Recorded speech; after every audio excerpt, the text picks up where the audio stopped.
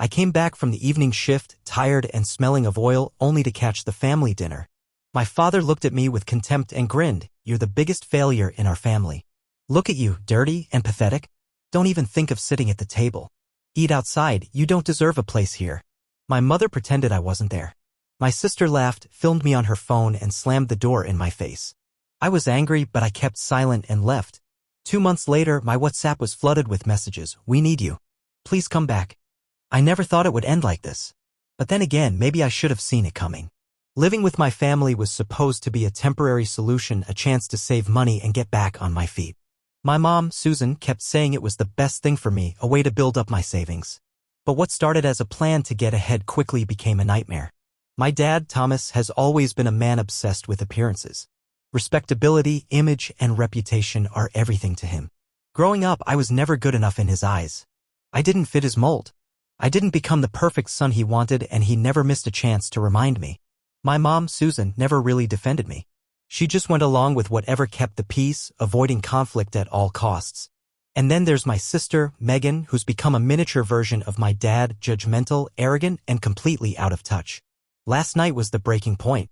I just finished a brutal shift at work, covered in fryer oil, the smell of grease clinging to my clothes. I was tired, starving, and all I wanted was to grab something to eat and collapse in bed. But the moment I walked through the sliding glass door, I knew something was off. The house was too quiet. Normally, the living room would be loud with the TV blaring, my dad grumbling about something, and Megan giggling on her phone. But tonight, there was this tense silence. My mom was in the kitchen, clattering pots around without actually cooking anything. Megan was slouched on the couch, scrolling through her phone, her lips curling into a smirk the moment she saw me. And my dad, he was at the dining table, arms crossed, his cold, judgmental eyes locked on me. "Look at you," he spat, his voice laced with disgust. "You look like a walking disaster. A disgrace to this family." I barely had time to react before he continued. "You're not sitting at this table. I won't have you stinking up the place. Go eat outside if you're that hungry." I just stood there, gripping the strap of my backpack, trying to keep my face neutral. Megan snorted, her phone already pointed at me. I knew she was recording. She always did this whenever she could make me look like a joke. "Hey, cut it out," I muttered, too exhausted to even raise my voice. Megan's laugh was sharp and cruel. "Oh, come on, this is comedy gold. Gotta share this with the girls. Look, it's Nate the trash man." I swallowed the lump in my throat and turned to the kitchen. My mom didn't even look up, her back to me, pretending to be busy. Not a word in my defense. "Seriously?" I asked, but I didn't expect an answer. My dad's voice cut through the air like a whip. "You heard me. You don't belong at this table looking like that. If you want dinner, you can eat outside." I should have pushed back. I should have said something, but I was too tired. Too numb. I grabbed a paper plate, scooped some cold leftovers from the fridge, and turned toward the sliding door. My mom stepped aside like I was something dirty she didn't want to touch. Megan followed me, laughing, her phone still recording. I stepped onto the cold patio, the night air biting at my skin. The door slammed behind me and I heard Megan's muffled laughter through the glass. I tried to block it out, focusing on my food. But then I saw it, Megan's face pressed to the window, snapping another photo, her lips moving in exaggerated mockery. I stared at the plate of cold chicken and rice in my hands, barely tasting it. I couldn't even remember the last time I'd felt welcome in my own home. I scrolled through my phone, trying to drown out the humiliation. But Megan's messages kept coming, Snapchats of the family laughing inside, one with a close-up of the empty chair at the table, the caption just read, "LOL." I finished eating, threw the plate in the trash can, and tried to go back inside. The door was locked. I knocked. No answer. I texted Megan. No reply. Then a voice note. Her voice dripping with mockery. "Guess you didn't get the hint, loser." My chest tightened. I walked around the side of the house, through the gate, and into the garage. I slipped in through the side door, trying to ignore the laughter I could hear from the kitchen. As I walked past the dining room, my dad looked up, his expression cold as stone. "If you want to live like a bum, maybe you should stay outside," he muttered. Megan lifted her phone again, snapping another picture. "Yeah, you can be our new guard dog, Nate." I said nothing. I just walked past them, my shoes heavy on the floor, and shut myself in my room. I stood there, staring at the mess around me, the tiny space that was supposed to be mine. But it didn't feel like mine. Not anymore. Then I heard them, their voices outside my door. Low murmurs, but clear enough. "He's a loser," Megan said, her voice dripping with disdain. "He's a burden," my dad muttered. "Should have left him out there." My mom's voice was quieter, almost pleading. Just let him be. It's easier this way. Easier. That was the word that broke something in me. Easier. I didn't cry. I didn't scream. I just moved. Grabbed a duffel bag, started stuffing it with clothes, didn't even care what. Chargers, my laptop, whatever I could reach. I was on autopilot, hands shaking, but not with fear. Adrenaline. I texted Lester, my one real friend. Can I crash at yours? His reply came almost immediately. Of course. Anytime. I swung the bag over my shoulder, opened the door, and walked down the hallway. My dad stood in front of the front door, arms crossed like he could physically stop me. I didn't even look at him. Just stared straight through him. Move. He hesitated, then stepped aside. Megan's phone was out again, recording. I stared at her. Delete it. She laughed. Touch my phone and I'll post it everywhere. I didn't care. I pushed open the door, stepped out into the night, and it slammed behind me. On the porch, I paused, my fingers trembling as I pulled out my phone. I typed a message to the family group chat, congrats. You finally got rid of your biggest failure. I muted the chat and walked to the curb, ordered a ride, and didn't look back. The cold air bit at my cheeks, but for the first time in a long time, I felt something close to relief. And I had no idea what was coming next. The first few days at Lester's place were a blur. I'd gone from being the family's punching bag to a guy with his own tiny corner of peace. His apartment wasn't much. A cramped one-bedroom with a sagging couch I'd claimed as my bed. But it was quiet. No shouting. No judgment. No Megan's mocking laughter or Dad's constant disappointment. Lester didn't ask questions. He just handed me a spare blanket, tossed me a spare key, and told me to make myself at home. And for the first time in ages, I actually felt something close to calm. But calm has a way of turning to unease when you've spent your life walking on eggshells. My phone buzzed constantly at first, texts from Mom, then from Megan, even a couple from Dad. I didn't open any of them, just watched them pile up, each one another tug at a chain I was trying to break. I thought maybe they'd leave me alone if I didn't reply, but I underestimated them. Mom's text shifted from, "Did you get home safe?" to, "Can you help me set up the Wi-Fi? It's not working." Megan sent me a photo of my empty room with the caption, "Finally took out the trash." Dad didn't text. He didn't need to. That's not his style. He let his disappointment speak through the silence. Took about a week before the calls started. Unknown numbers, mostly. I knew it was them trying to reach me. I didn't answer. I didn't even listen to the voicemails. I just sat on Lester's couch, staring at the ceiling, feeling like a weight I didn't even know I was carrying was slowly lifting. But peace is a tricky thing. It doesn't come without a fight. And I hadn't realized just how deep their claws were in my life. The first real sign was a Venmo request from Megan, half of the internet bill. I laughed out loud when I saw it. I'd always paid for the internet myself. It was under my name, my card. She had never split it before, but I ignored it. Then Mom texted again, asking if I could fix the Wi-Fi. I told her to call the company. She didn't reply. Another week passed, and suddenly I was getting emails. Past due notices, missed payments. It was like the house was falling apart without me, and they didn't know how to function. That's when it hit me. I'd been the one keeping everything running. All the bills were in my name because no one else wanted to deal with them. The internet, the utilities, even the grocery deliveries. And without me, it was all crumbling. I went online and started removing my payment methods, canceling subscriptions that were under my account. If they wanted to treat me like a burden, they could figure out how to survive without my help. The next day, Mom texted again. This time, it was almost desperate. "Can you please just fix the Wi-Fi for now?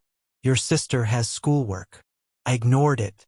Megan sent another text, a Snapchat of the kitchen, dirty dishes piled up. "So, are you just gonna let the house fall apart?" Yes. Yes, I was. The group chat went quiet after that. I thought maybe they'd figure it out. But then I ran into Uncle Paul at the gas station. He looked at me like I was some kind of ghost. "You okay, Nate?" he asked, his voice careful. "Yeah." "Why?" He shifted awkwardly. "I just heard things were rough at home." "Things are fine," I lied. But I knew he didn't believe me. The next day, I got a Facebook message from my cousin Lauren. "Nate, what's going on?" Your dad's telling everyone you abandoned them and left everything broken. I just replied, ask him. That's when the texts from Mom started coming at all hours. Did you change the password for the bills? The fridge is leaking. Your dad says it's because you messed with the settings. Can you just come fix a few things? I left her on read. Then Megan texted me again.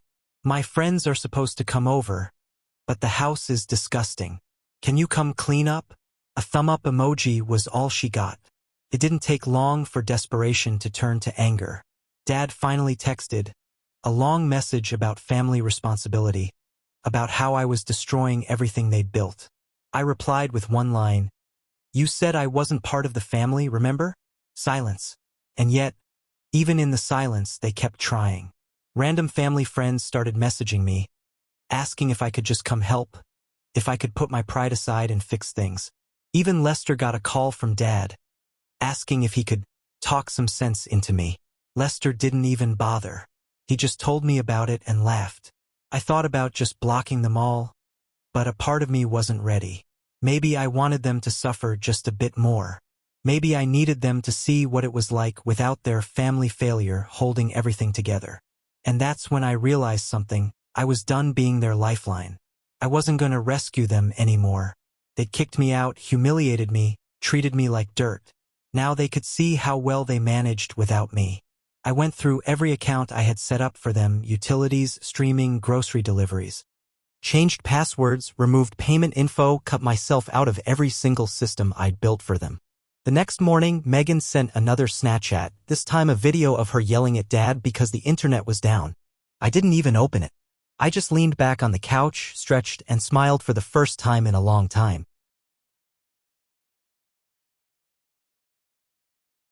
Ignoring them wasn't just a choice anymore, it was a necessity. The more they tried to pull me back, the more I realized how much of my life I'd spent just trying to keep them together, sacrificing my own peace. And now, for the first time, I was watching them crumble from a distance. They thought I was being stubborn, that I'd come crawling back when things got hard. But I was done. I'd spent years being their backup plan, their fix-it guy, the one who always cleaned up their messes. Not anymore. After cutting them off from my accounts, I expected them to figure it out eventually. But they didn't. Instead, they doubled down on their desperation. Mom's texts became constant, each one more frantic than the last. Can you please just help with the Wi-Fi? Your dad says the sprinklers aren't working. Megan can't figure out the login for her school portal. I didn't reply. I didn't even read most of them. Megan started sending voice notes, her tone switching between fake sweetness and outright anger. Nate, this is so petty. Just come fix it. Are you seriously going to let everything fall apart? Wow, you really are a loser. But it was Dad who really cranked up the drama. I'd heard he'd started telling family friends that I'd abandoned them, that I was being childish, that I was trying to ruin them out of spite. Classic Thomas. Always the victim, always the righteous father whose ungrateful son had turned his back on family values. One of his old friends, Mr. Jenkins, even emailed me. Son, I don't know what's going on between you and your family, but your dad seems really stressed. Maybe you could put this all behind you. I didn't respond. But I did make one small adjustment. I made sure all of my personal accounts, my banking, my email, everything was locked down tight. I wasn't going to give them another way to drag me back in. A few weeks in, they finally hit their breaking point.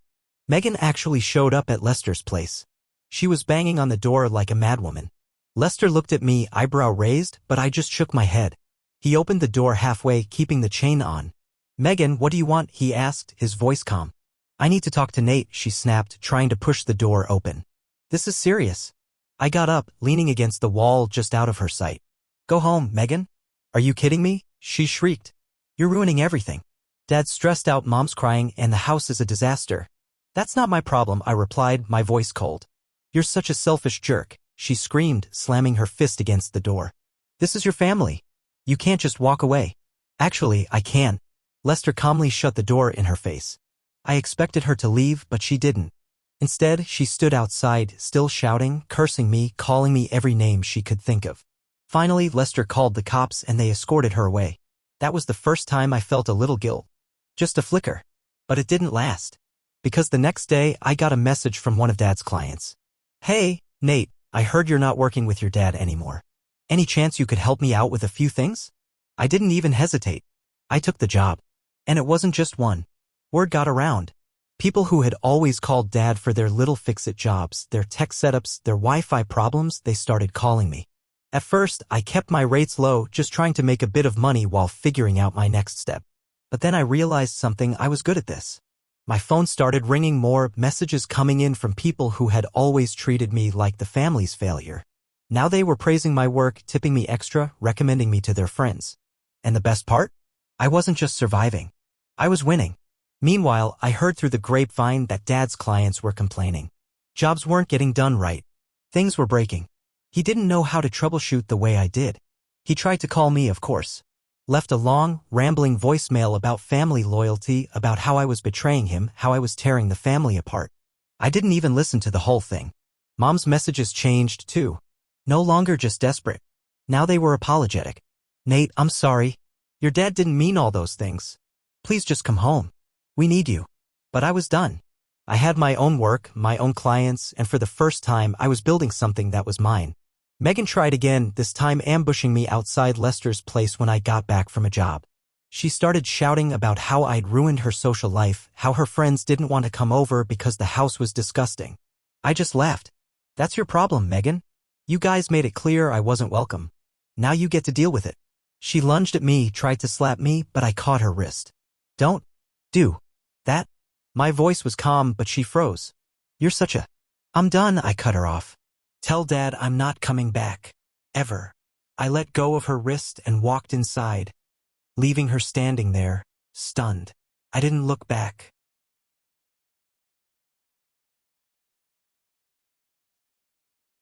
If they thought I would break, they were wrong. If anything, their desperate attempts to pull me back only fueled me.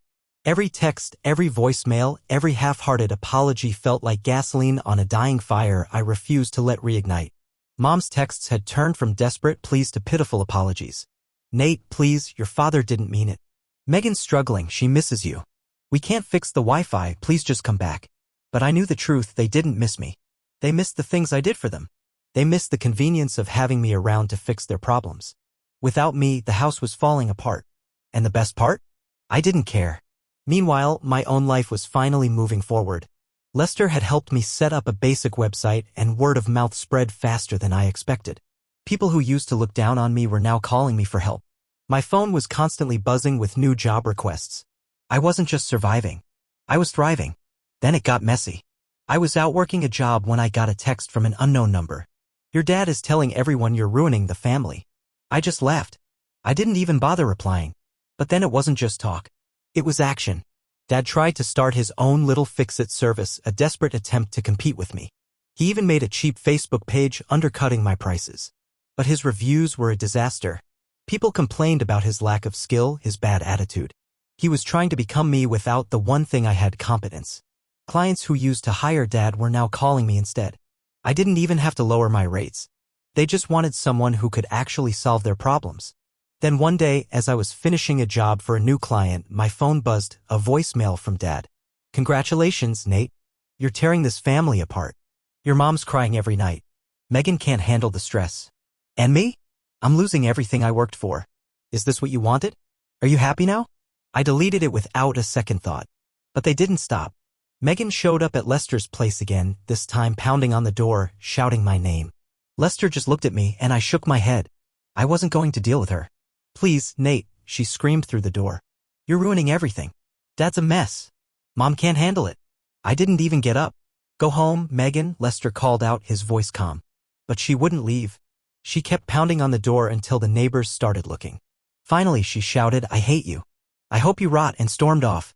I thought that would be the end of it. But it only got worse. Mom started calling every day. Dad tried emailing me some long, rambling message about family values and respect. Megan even got some of our extended family involved, sending me guilt-tripping texts about how I was abandoning them. I blocked their numbers.